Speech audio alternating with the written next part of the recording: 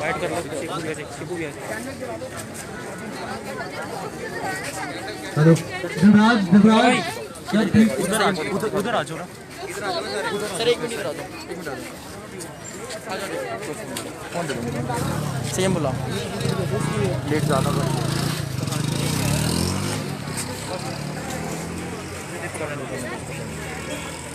बुलाओ सीएम आ जाएंगे मैडम भी आ रही है। सिप्पू भैया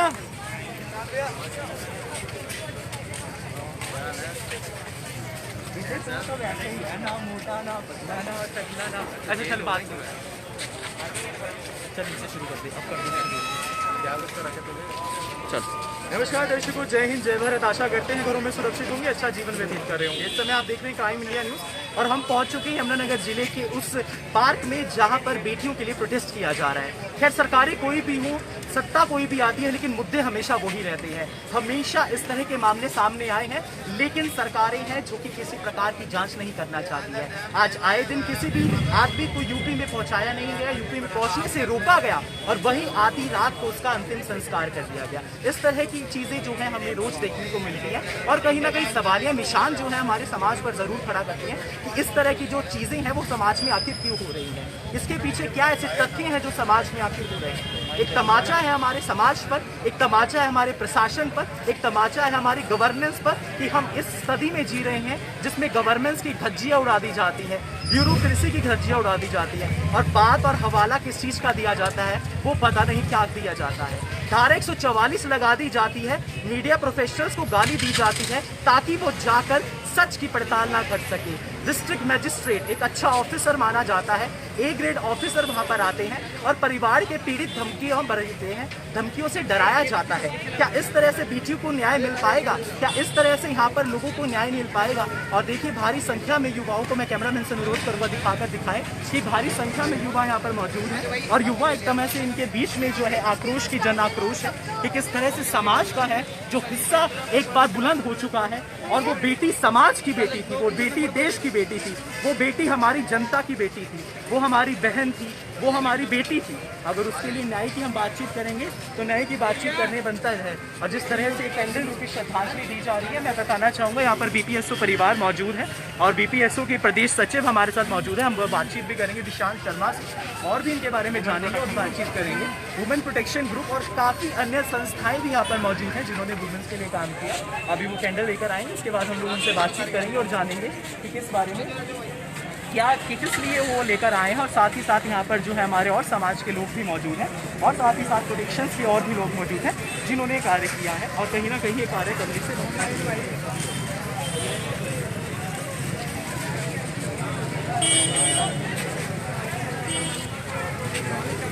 नमस्कार, हमारे साथ मौजूद है विशांत जी, उनसे बातचीत करते हैं और जानते हैं। नमस्कार सर, क्या किस लिए आप लोग यहाँ पर एकत्रित हुए और क्या ये जो एजेंडा आप लोग लेकर आज नेहरू पार्क में आए? हम तो ये जो रेप हुआ है उसके लिए यहाँ पे हम इकट्ठे हुए थे और सबसे बड़ी बात ये है कि बहुत से प्रदर्शन होते रहते हैं, बहुत से कैंडल मार्च निकलते हैं और बहुत सी जो है हम एजिटेशन करते रहते हैं, लेकिन हर 2 महीने बाद, हर 3 महीने बाद, हर जब भी आप लगा लो उधर टाइम के बाद ऐसा कांड फिर सामने आता है। मतलब कोई रोक टोक नहीं है और हर बार दरिंदगी जो दिखाई जाती है। सर मैं पूछना चाहूँगा, सरकारें बदल जाती हैं लेकिन मुद्दे नहीं बदलते हैं। इस बेटी के साथ हुआ, कांग्रेस अपनी राजनीति चला रही है, भाजपा अपनी राजनीति चला रही है, दलदल में हमारी बहन बेटियां पीछे जा रही हैं, उसके विषय में आप क्या कहेंगे? बिल्कुल सही बात कही आपने और सबसे बड़ी बात यह है कि जो राजनीति किसी चीज़ के अंदर होनी नहीं चाहिए इस मैटर के अंदर, क्योंकि ये संवेदनशील मैटर है। ये किसी की भी बहन बेटी के साथ ऐसी हरकत हो सकती है जी। और इस चीज़ को जो लोग कास्टिज्म कर रहे हैं कि हाँ ये इस बिरादरी से किया, उस बिरादरी से, तो मैं एक बात बोलना चाहूँगा, सबकी बहन बेटियाँ सबकी सेम है और अगर हम चाहते हैं कि हमारी बहन की इज्जत हो तो हमारा फर्ज है कि हम दूसरी बहन की भी इज्जत करें। बीपीएसओ परिवार एक बहुत बड़ा परिवार है और कहीं ना कहीं हमेशा बहन बेटियों की इज्जत करने के लिए हमेशा आगे आता है, चाहे युवाओं की इज्जत हो या बहन बेटियों के लिए इज्जत करना। उसके प्रदेश सचिव हैं आप, उसके विषय में आप क्या कहना चाहेंगे? लोगों तक बीपीएसओ के हरियाणा के हर जिले तक क्या क्या मैसेज हमारे चैनल के द्वारा पहुँचाना चाहेंगे? मैं बीपीएसओ की तरफ से ये मैसेज पहुंचाना चाहूँगा कि हम लोग ऐसे किसी भी हरकत का इंतजार ना करें और हमें एकजुट होकर पूरे भारत देश को एकजुट होकर, इसमें राजनीति का हमें किसी राजनीतिक आदमी की कोई ज़रूरत नहीं है। भारत देश एकजुट होकर एक ऐसा एक लहर निकाले कि हमें ऐसी हरकत करने वाले, सोचने वाले के बारे में भी सजा का एक ऐसी सजा होनी चाहिए कि जो सोचे भी उसकी भी रूह कांप उठे, और तभी ये चीज़ रुक सकती है। वरना आप लोग जितने प्रदर्शन कर लें, हम लोग जितने कैंडल मार्च कर लें, हम इसी लिए रह जाएंगे। आगे हम कर रहे हैं, आगे हमारे बच्चे करेंगे और आने वाली पीढ़ी भी यही करती रहेगी। तो एक पीढ़ी के लिए मिसाल बनने के लिए हम लोगों को इसके ऊपर रोक लगाने के लिए एक सजा चाहिए, जो सजा या तो चौक में खड़े करके गोली मार दो, या उसी दिन उससे अगले दिन ये ना सोचा जाए कि कोर्ट क्या कहेगी, कोर्ट कुछ कहेगी। राइट होना चाहिए, जिस लड़की के साथ हुआ उसके परिवार वालों को कह दिया जाए कि इस बंदे को जिंदा गाड़ दो, तो कोई सोचेगा भी नहीं ऐसी हरकत करने जी हमारे साथ मौजूद है कुणाल, मीडिया प्रभारी, इनसे बातचीत करें। सर कुणाल, क्या कहना चाहेंगे इस पूरे वाक्य पे? मैं कहना चाहूँगा जैसे ये रेप होती है तो उनके परिवार को भी एक हक मिलना चाहिए कि पहचान से मार देना चाहिए, या फिर ऐसा हमारे रूल आना चाहिए तो उन्हें 8-10 पद गोली मार देनी चाहिए।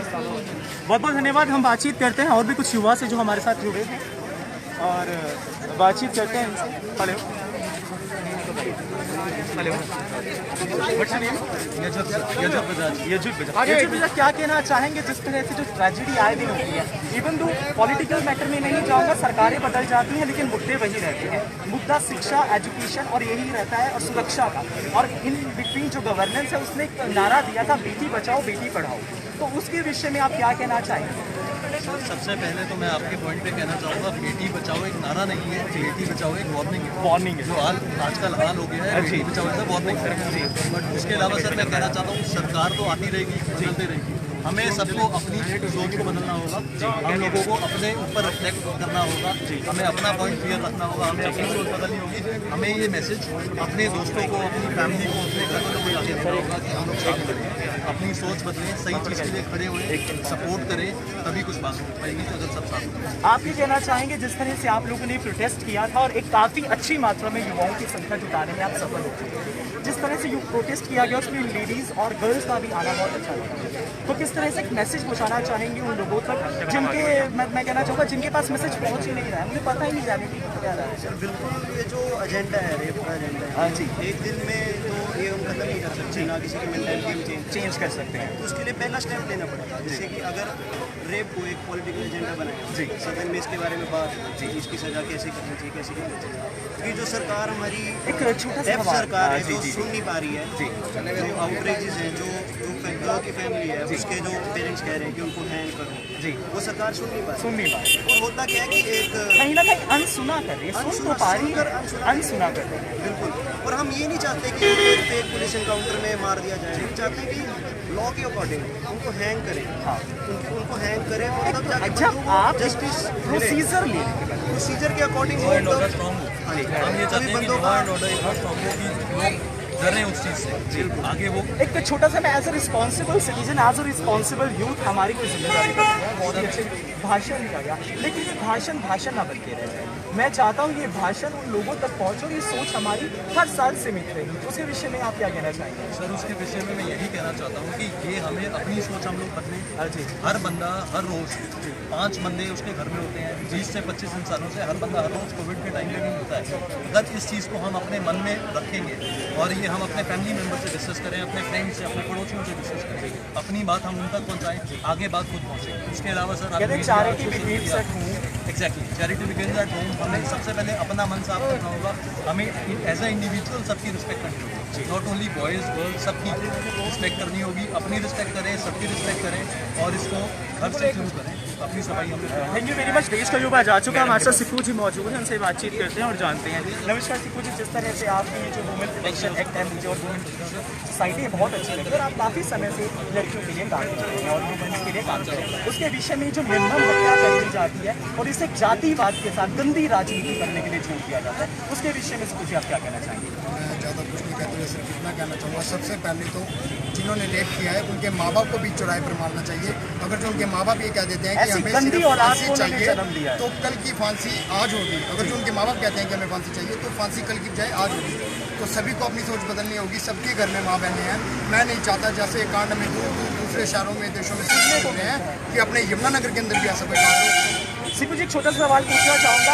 हाथरस के डीएम, डिस्ट्रिक्ट मैजिस्ट्रेट, उसके परिवार को धमकाते हैं, योगी सरकार धारा 144 लगा देती है और बात की जाती है कोरोना की, लेकिन कहीं ना कहीं मुझे लगता है सरकार को अपनी सरकार गिरने का डर है, कोरोना का बढ़ाना है। सरकार गिरने का डर है, वो बिल्कुल है, क्योंकि वो चारों लड़के ठाकुर बिरादरी से, योगी जी भी ठाकुर। अगर वो अपना भाईचारा देखेंगे तो वो शायद कुछ फैसले पर आ जाए, लेकिन अगर वो समाज हित के बारे में सोचेंगे तो उन्हें लड़कों को फांसी से कम सजा नहीं देनी चाहिए।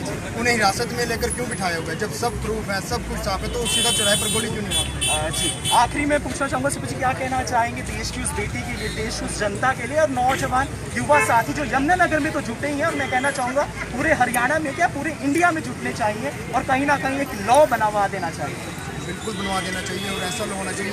ज़्यादातर भाइयों को पता होगा दुबई जैसे शहरों में कांड क्यों नहीं होते, क्योंकि पता है मौत का बदला सिर्फ मौत है। तो मैं ज़्यादा कुछ नहीं कहता, यही कहना चाहूँगा सभी को अपनी मेंटलिटी बदलनी होगी।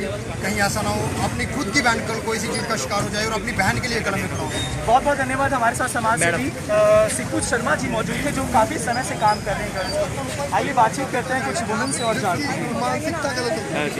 नमस्कार मैम, बहुत बहुत स्वागत है। मैम, कौन से संस्थान से आप जुड़े, किस लिए आज आप यहाँ पर हैं? भैया हम सोशल वेलफेयर है, मैं तो बनाया,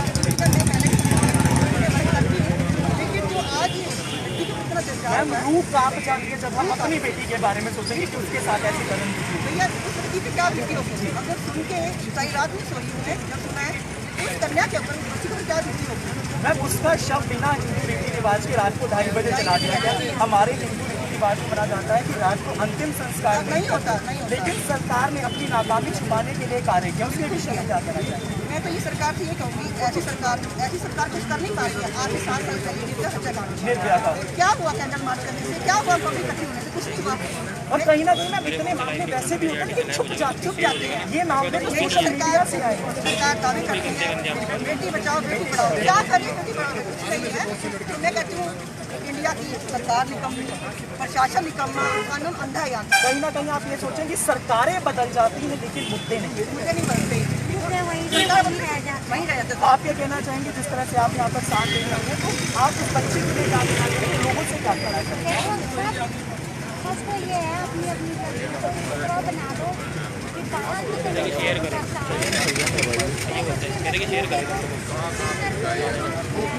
बोलते तो सारे लेकिन बाद में इकट्ठे होके चल रहा है। ऐसा कानून बनाओ। बहुत बढ़िया। हमारे साथ मौजूद है संजीव वालिया जी, जो कि हमेशा बेटियों के लिए चाहे कृषि के लिए हमेशा अक्सर रहते हैं और बातचीत करते हैं। भगत सिंह से बहुत इंस्पायर है, भगत सिंह मंच में और बड़े समाज सेवी हैं, इनसे बातचीत करते हैं। नमस्कार वालिया जी, बहुत बहुत स्वागत है। वालिया जी, आप कभी भी सामाजिक मुद्दे हो वहाँ पर आपकी उपस्थिति बहुत ज़रूरी होती है और आप बिना बुलाए और कहीं पर बुलाने से भी आते हैं। तो सर आप हमेशा महासाहस के लिए पहुँच जाते, चाहे बुजुर्गों का साथ हो, चाहे बहन बेटियों का साथ हो, चाहे नौजवानों का साथ हो। आज ये जो निर्मम घटना है और सरकार को सिर्फ राजनीति की पसंद है, क्या कहना चाहेंगे उस सरकार के लिए, उस बेटी के लिए क्या कहना चाहेंगे? असल में ये यहाँ ऐसा नहीं है कि आज लोग सुबह से ही लगे हुए थे आज इसको लेकर, जब से पता लगा था सुबह से प्रधानमंत्री गेट पर लगे हुए थे। तो यहाँ साथियों ने वही प्लान किया था कि यहाँ करना है। किसी कारण से मैं लेट जी एक्चुअल में ये जो हुआ है ना, ये हर रोज़ हो रहा है। आप सिर्फ इस बिटिया को नहीं ले सकते। जब निर्भया का हुआ, हम लोग भी उस आंदोलन में थे, लगभग 50,000 लोगों को ऑर्गेनाइज किया था हमने और हमारे साथी ने दिल्ली के अंदर। लेकिन तब भी ये डिमांड थी ज़्यादातर लोगों की फांसी हो। फांसी हुई भी है, क्या ये रेप रुका नहीं? इसका मतलब कहीं दोष कहीं और है। मानसिकता को खत्म करना पड़ेगा। ये मानसिकता तभी खत्म होगी जब संसद के अंदर रेपिस्ट बैठे हैं, जब सुप्रीम कोर्ट का जो चीफ जस्टिस है वो एक महिला के साथ छेड़छाड़ करता है, तो उससे न्याय की मांग करें। किससे न्याय की मांग करें? जब अपने ही ऐसे होंगे। जब MP MLA लगभग 40% MP MLA किसी न किसी सामाजिक अपराध में वो जुड़े हुए हैं, तो वही कानून बनाने वाले हैं और वही कानून के लिए अपना फैसले सुनाने वाले हैं। तो जब कानून बनाने वाले भी रेपिस्ट, कानून को न्याय करने वाले भी रेपिस्ट, तो न्याय मिलेगा? ये सवाल है। इसलिए ऐसा नहीं है कि ये जो लोग आ रहे हैं ये आने चाहिए, बिल्कुल सड़कों पे आने चाहिए, अगर सड़कों पे नहीं आएंगे तो इनकी हौसले और बुलंद होंगे। कहीं ना कहीं वालिया जी छोटा सा सवाल पूछना चाहूँगा, सरकारें बदल जाती हैं वालिया जी, हमेशा मंत्री बदलते हैं, नेतागण बदलते हैं, उनकी सियासत तो चलती है लेकिन मुद्दे वही हैं, रोटी कपड़ा और मकान। क्या करे आम इंसान, उनके विषय में क्या सैयद भगत सिंह ने जो लड़ रहे थे आज़ादी के लिए, उन्होंने एक ही बात कही थी, न सिर्फ भारत की आज़ादी के लिए लड़ रहा हूँ, भारत के लोगों को भी आज़ाद करना है। यही अब बात है कि भारत को आज़ादी तो नहीं मैं कहूँगा, एक कंप्रोमाइज हुआ था अंग्रेजों के साथ, उन्होंने ये चले गए थे काले अंग्रेज आगे। इन लोगों ने क्या किया, सिस्टम इस तरह का बना दिया गया है जहाँ हर रोज बहन बेटी के साथ हर रोज रेप होता है। जब वो सड़क से गुजरती है तो डरती है, उसके होते हैं। ये कहाँ से आ रहा है, ये वहाँ से आ रहा है। ये टीवी जो है ये सारा दिन पिक्चरें कैसी बन रही है, की जा रही है। बॉलीवुड हमेशा ड्रग परोसती, अभिनेत्री अश्लीलता परोसती। आप यकीन करेंगे, आप मेरे साथ चलिए कि इतना नशा कर चुका है, माँ बाप अपने बच्चों को अपने सामने करता हुआ अब जो काम नहीं है बच्चों के पास, बेरोजगारी इतनी है, वो करेंगे क्या, कहाँ जाएंगे? अगर उनके पास काम होगा, उनके पास रोजगार होगा तो दूसरी तरफ जाएंगे ही नहीं। जब उनके पास रोजगार है, व्यस्तम रहेंगे तो जब उनके पास रोजगार नहीं है तो वो इस तरह की एक्टिविटी में इन्वॉल्व होते हैं। तो ऐसा नहीं है कि सभी जो पुरुष है वो ऐसे गंदे हैं। 95% जो पुरुष कहीं ना कहीं मानसिकता अच्छी है, लेकिन उनकी मानसिकता ऐसी बनाई जा रही है। वालिया जी कहीं ना कहीं साइकोलॉजी को ठीक करना, वो साइकोलॉजी ठीक करने वाले कौन है?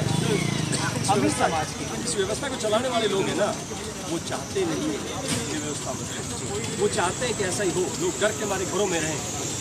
ये है समस्या। और ये जो सरकार है ये महिला विरोधी है, ये किसान विरोधी है, ये मजदूर विरोधी है, ये युवा विरोधी दलित है, विरोधी है, ये मुस्लिम विरोधी है, ये इंसानियत विरोधी है। ये भी कह लीजिए, आज सब कुछ जो हो रहा है ना, अडानी अंबानी इनके लिए हो रहा है, यूरोक्रेट्स के लिए हो रहा है, यूरोक्रेट्स के लिए हो रहा है, इसलिए उनको कोई फर्क नहीं। एक छोटा सा सवाल मेरे जहन में बहुत आता है कि जब निर्भया का कांड हुआ था तो उस समय स्मृति ईरानी और मेनका गांधी ने मनमोहन सिंह के लिए चूड़ियां भिजवाई थी, लेकिन आज स्मृति ईरानी और मेनका गांधी कहीं छुप कर बैठी हैं। क्या उनकी चूड़ियां खत्म हो गई हैं या वो मोदी और योगी के दबाव में चूड़ियां नहीं दे पा रहे?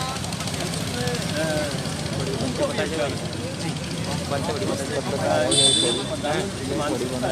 वो भी डरे हुए हैं अपने आप में। और सत्ता पार्टी कोई भी हो, हम लोग के खिलाफ नहीं है, हम तो सिस्टम के खिलाफ हैं। हमारे लिए मोदी उस सिस्टम का हिस्सा है। जैसे मोदी प्रधानमंत्री नहीं रहेगा, मोदी भी हमारे लिए आम नागरिक के तौर पर मानते हैं। क्योंकि मोदी जी इस सिस्टम के सर्वे सर्वा है, इसलिए उनको इनिशिएटिव लेना चाहिए। और जो यूपी के अंदर सिर्फ उन 4 दरिंदों ने उसके साथ रेप नहीं किया, पता नहीं कितने हजारों दरिंदे रेप। जो मुख्यमंत्री है उत्तर प्रदेश का, उसने उन माँ बाप के, उन हजारों लाखों महिलाओं के साथ, उनकी मानसिकता के साथ अन्याय किया है। इस उत्तर प्रदेश के मुख्यमंत्री ने 15 दिन तक वो बेटी तड़पती रही। 9वें दिन तो उसके रिपोर्ट में उनका FIR दर्ज। इसलिए मैं ये कहता हूँ कि सिर्फ उन चारों को हत्यारों को सजा नहीं मिलनी चाहिए, इस प्रदेश के मुख्यमंत्री को भी सजा मिलनी चाहिए, जिसने उसी की वजह से हुआ है। पुलिस ने नहीं किया, वो पुलिस की क्या हिम्मत है, उसी की वजह से। और 2:30 बजे रात को वो अंतिम संस्कार शाचों का समय माना जाता है 2:30 बजे। आप ये देखिए उस उन माँ बाप किस कदर गुजरी होगी। वो हर दिन मरेंगे, हर दिन तड़पेंगे, वो हर सेकंड तड़प रही हैं सर, तड़प रहे। एक तो रेप से तड़प रहे हैं, दूसरा ये कि भाई जो उसका शरीर था उसको भी हमें अंतिम समय में नहीं देखने दिया। आखिरकार आखिरी समय में उसकी माँ अपने सीने से उसको दबाकर उस माँ की पीड़ा थी, वो जो फीलिंग है। और ये सरकार तो हिंदुओं की सबसे बड़ी नंबरदार बनती है जी। उन्होंने तो एक तरह से मानसिकता तभी खड़े हैं। तो इन लोगों का लोगों से कोई लेना देना नहीं है जी। ये झूठे, सब कुछ झूठ फैला रहे हैं, सभी धर्मों के बच्चों को बिगाड़ रहे हैं, आपस में इसलिए इनकी मानसिकता को सुधारना चाहिए, इनको मानसिकता को सुधारना चाहिए। तभी बहुत बहुत धन्यवाद। ये बातचीत करता दिखाना चाहेंगे यहाँ पर जो लोगों ने मनीषा जो बताई जा रही है लड़की, उसके लिए जो प्रोटेस्ट कैंडल्स जला दी गई है। एक यही कहना चाहेंगे, सरकारें बदल जाती हैं, मुद्दे बदल जाते हैं, लेकिन हमेशा समस्या यही रह पाती है। क्या भारत की नागरिक, क्या भारत की बेटी, क्या भारत की महिला अपने आप को कब सुरक्षित महसूस करेगी? संसद में स्मृति ईरानी, मेनका गांधी वसुंधरा राजे सिंधिया एक दूसरे को प्रधानमंत्री मोदी के लिए, मनमोहन के लिए चूड़ियां भिजवाती हैं, लेकिन आज आकर उनकी चूड़ियां कहीं ना कहीं गुम हो जाती हैं। वो हमें नहीं पता वो चूड़ियां कहां देकर आई हैं। नेशनल टीवी के चैनल भी ये मुद्दा उठाने से डरते हैं। आखिर ऐसा ब्यूरोक्रेट्स का डर किसको सता रहा है? आखिर उस बेटी की रूह पर कौन अपनी जवाबदेही देगा? उस माँ से पूछिए, उस बहन से पूछिए कि उसकी बहन, उस बहन से पूछिए, उस भाई से पूछिए कि उसकी कलाई पर राखी बांधने वाली बहन मर चुकी है, और मरी है उन दरिंदों में। ये मरी वो नहीं है, ये मरा यूपी का प्रशासन है, मरा मोदी की सरकार है, और ये मरी यूपी की गवर्नेंस है। अमुद सेम को दीजिए इजाजत, बने रही क्राइम इंडिया न्यूज़ के साथ। तब तक मुझको दीजिए इजाजत। कैमरामैन नीरज के साथ मैं सैयद, यमुनानगर। नमस्कार।